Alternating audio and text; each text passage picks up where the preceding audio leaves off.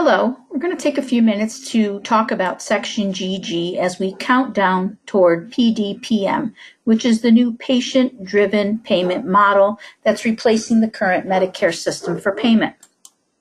First, we need to have compliance, and then we need accuracy. So in October of 2018, changes have already been made to Section GG on the MDS. You've already noticed probably some new questions that are there. As of October 1st, 2019, portions of that Section GG will be used to drive our Medicare payment. And your best strategy is accuracy. Your regional reimbursement nurses are going to focus on Section GG compliance, accuracy, and assist with on-site education during the month of January as they visit. So there are 3 days that we deal with. Section GG gets completed for all Medicare residents. It looks at the first 3 days of the resident's stay from admission, and it then looks at the last 3 days of the resident's stay to their discharge. So there's very little room for error. We need to make sure that we start these evaluations and complete them for the 3 appropriate days needed for each of these assessments. Upon admission or readmission of a Medicare patient, the admission nurse must select an estimated payer type and the primary payer when they're in quick ADT. So despite the fact that there's no asterisk for the primary payer field, it is the answer that automatically triggers GG evals in PCC. You can choose any of these answers and get the same result. So everyone's been very good about picking the estimated payer. However, if you don't pick the primary payer, you are not going to have Section GG trigger, and therefore we're going to miss at least 1 day of this assessment being completed. So you can pick Medicare A, ACO, BP2. It doesn't matter if you're not familiar with which one they are going to be. It really doesn't make a difference. As long as you select that they're Medicare and pick any one of these payers, Section GG will fire automatically in PCC. So as of today, this was actually done on the 20th, Section GG was showing past due on this particular patient for December 12th. So the resident was admitted on December 11th and should have had this Section GG done on 12/11, 12/12, and 12/13. So what happened here? The 12/12 eval was never completed, so the 12/13 never fired. This, as well as every other evaluation you do, needs to be saved, signed, locked, and exited in order to trigger the next assessment in the schedule. If you don't complete one, then you are not compliant. If you don't complete one, then you're making it impossible for the next nurse to be compliant. So it's important with this and any other eval that you complete them, save, sign, lock, and exit them so that you trigger the next eval in the series. So I get a lot of questions about why is nursing having to do this? These all seem to be rehab sort of questions. And CMS tells you that a resident's functional status can be impacted by the environment or situations that are encountered at the facility. So although therapy often works with the resident in looking at their transfers and their assistive devices, observing the resident's interactions with others in different locations and circumstances is important for us to get a comprehensive understanding of the patient's functional status. So between therapy answering Section GG questions in their software for 3 days and nursing answering Section GG questions in our software, we will combine those answers and come up with what's determined to be the patient's usual performance over the first 3 and the last 3 days of their stay.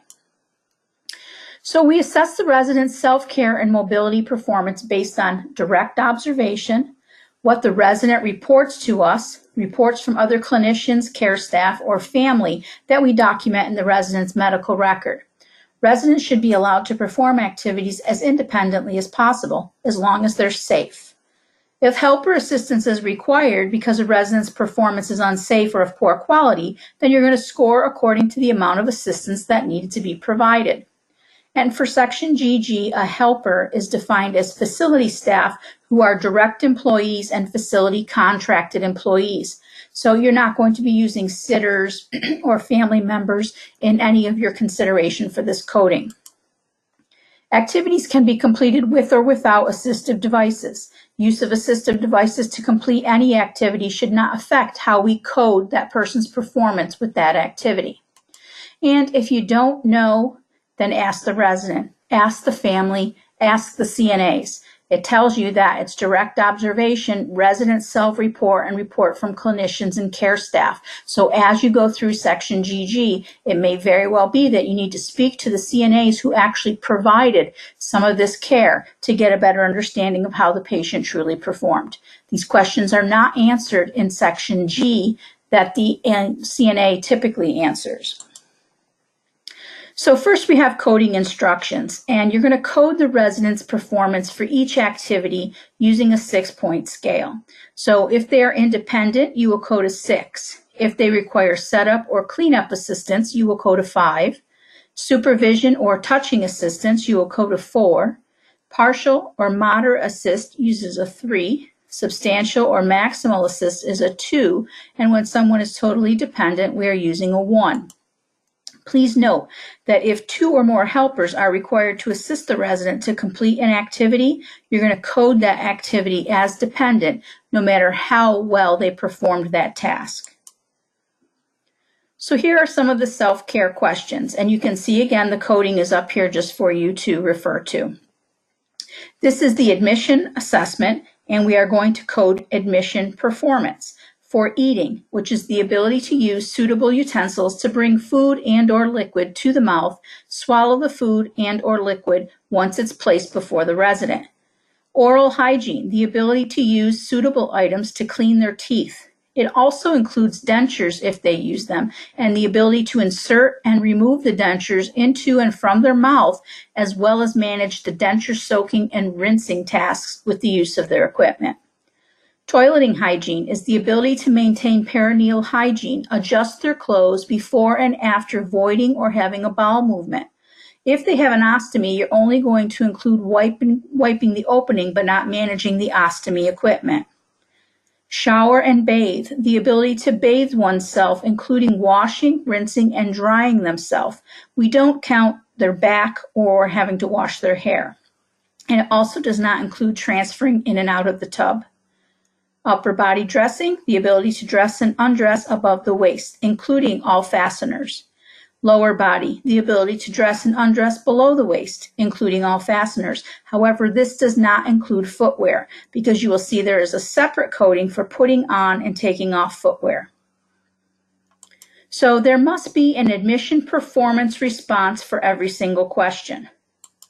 If you didn't attempt the task, then you need to use the appropriate code for not attempted. We don't leave it blank.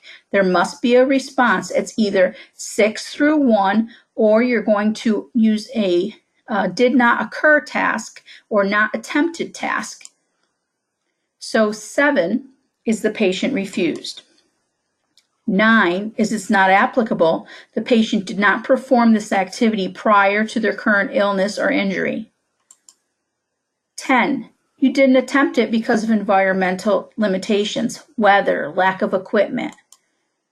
And 8.8, not attempted due to a medical or safety concern. So again, you're going to have one of the actual performance codes of 1 through 6, or you're going to have an activity was not attempted code. But all of the admission performance needs to have a response. So they gave us some coding tips for eating, and it really was just to let you know that, again, they had added not only eating, but drinking by mouth. If the resident eats and drinks by mouth and has also a tube feeding via TPN or bolus feedings once a day, but they still take stuff by mouth, you're only going to code the eating items based on the amount of assistance that the resident requires to eat and drink by mouth. So you disregard any of the tube feed activity and only deal with them taking food in by mouth. Assistance with tube feeding or TPN is not considered. If the resident eats finger foods with his or her hands, you're going to code based on the amount of assistance provided. So they don't want you to get tripped up by the definition that says eating is using appropriate utensils. All right, in this situation, finger foods, their fingers are the utensils. The definition of oral hygiene has been clarified, again, just to include dentures and the ability to put them in and take them out of their mouth, as well as managing the soaking and rinsing. The definition of toileting hygiene had been clarified just to include voiding or having a bowel movement. And if managing an ostomy, again, only include wiping the opening, but not managing the equipment. So then we have admission performance on a discharge. On the admission, that is the mobility questions. So the first ones were all about self-care. These are all mobility questions. So their ability to roll left and right, the ability to roll from lying on their back to the left and right, and then return to lying on their back in the bed. Sit to lying, the ability to move from sitting on the side of the bed to lying flat on the bed. Lying to sitting, the ability to move from lying on their back to sitting on the side of the bed with their feet flat on the floor and no back support. So you would not have your hands on their back and their feet need to touch the floor. You may need to adjust the bed height to make their feet touch the floor. Sit to stand, the ability to come to a standing position from sitting in a chair, wheelchair, or at the side of the bed. Chair and bed to chair transfer, the ability to transfer to and from a bed to a chair or a wheelchair. Toilet transfer, the ability to get on and off a toilet or commode. Car transfer, the ability to transfer in and out of a car or van on the passenger side. Does not include the ability to open and close the door or fasten seatbelts. Now, once again, nursing is saying, well, I'm not trying this at 7 o'clock. This patient came in here. I don't even have a car to put them in. Then you're going to say that you didn't attempt it because of the limitations of the environment. Walking 10 feet, walking 50 feet, walking 150 feet with 2 turns. All of those things, very self-explanatory in what is there. Again, we're looking for an admission performance response for every question, but there are a lot of these. Here are the rest. Walking 10 feet on uneven surfaces. 1 step, which is defined as a curb. 4 steps, 12 steps. Once again, is nursing, is even therapy going to be able to deal with the steps? Maybe the patient never has any steps in their house and they didn't need to go up and down that, so they didn't try it. It's not applicable. Again, you don't have to necessarily do these things, but you do need to provide a response for why you didn't attempt it. Picking up an object, the ability to bend or stoop from a standing position to pick up something from the floor. Do they use a wheelchair or scooter? And if they do, what type of wheelchair or scooter? And then indicate whether it's manual, motorized, and if they're able to make 50 feet with 2 turns or wheel 150 feet. So here's some coding tips for toileting hygiene. It includes the task of managing undergarments, clothing, and incontinence products. So how they pull up and down pull-ups, their clothes, they straighten them up, they perform perineal cleansing before and after having bowel movement or voiding. If the resident does not usually use undergarments, then assess the resident's need for assist just to manage their lower body clothing and perineal hygiene during toileting tasks. If the resident has an indwelling catheter and has bowel movements, you're going to code the toileting hygiene based on the amount of assistance by the resident when they're moving their bowels. You will not take into consideration the Foley catheter care. Clinical judgment should be used to determine what is considered a lying position for a particular resident. If a resident's feet do not reach the floor upon lying to sitting, the clinician will determine if a bed height adjustment or a footstool is required. Back support refers to an object or a person providing support to the resident's back. And if bed mobility cannot be assessed because of the degree to which the head of the bed has to be elevated because of a medical condition, then you are going to use one of the codes for not attempted, and it's the one for not attempted due to medical condition or safety concern. Chair and bed to chair transfers begins with the resident sitting in a chair or wheelchair or sitting upright on the edge of the bed. And then they return to sitting in a chair or wheelchair or sitting upright at the edge of the bed. You don't take any lying into consideration when you're working on this particular task. It's all sitting. If a mechanical lift is used to assist in transferring a resident for a bed chair transfer, and 2 helpers are needed to assist with the mechanical lift, then you're going to code it as 1 dependent, even if the resident assists with any part of the transfer. Again, remembering that anytime we use 2 people, 2 helpers for any task, you are going to code them as dependent. So then we have discharge goals, and here's where nurses get a little bit sketchy about, oh, I don't know what their goal is going to be. I don't know what they should be able to do. We need at least 1 goal when we actually code the MDS that's a discharge goal, and it can be in any part of section GG under the self-care or the mobility tasks. So you can take a look at and see, all right, well, if this, you can ask the patient, are they motivated? Do they want to do this? You can have some sort of an idea about what it is that we're going to be working on based on what it is you see on the first few days. We only need to establish 1 discharge goal in all of section GG. It tells you that licensed clinicians can establish a resident's discharge goal at the time of admission based on what their prior medical condition was, based on professional standard of practice, based on expected treatments, their motivation to improve, an anticipated length of stay, and what's their planned discharge setting at home.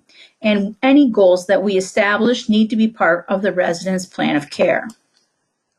So I want to thank you for listening to this webinar, and I look forward to the compliance and the accuracy that we're going to achieve for section GG for successful outcomes for patient care and finance. Have a good day.